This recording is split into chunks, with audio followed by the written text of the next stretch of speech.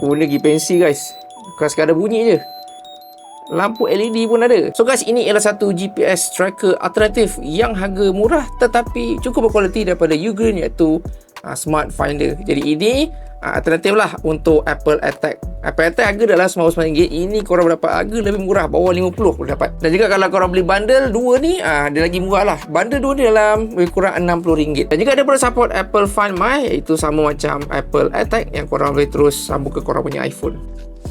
Korang akan dapat stiker. Ini macam stiker untuk nak tampal kat Smart Finder lah. Dan aku tahu juga ada akan bagi sekali tali ni untuk korang nak gantung.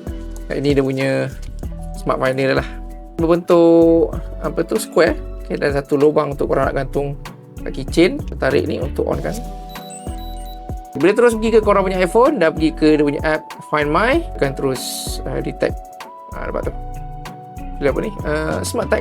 Dan korang boleh namakan lah, ni korang nak tagkan ke apa. Ni mungkin saya nak dia dah terus connect tu.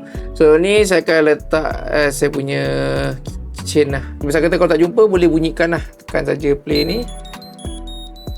Saya ada LED tau. Dan harganya pun murah, dia tak macam AirTag, di mana kalau korang nak search dia punya exact location, dia akan terus bawa ke map lah. Dia tak macam AirTag yang korang boleh guna phone untuk cari exact location. Jadi guys, kalau korang nak dapatkan Ugreen Smart Finder ni, boleh dapatkan sekarang.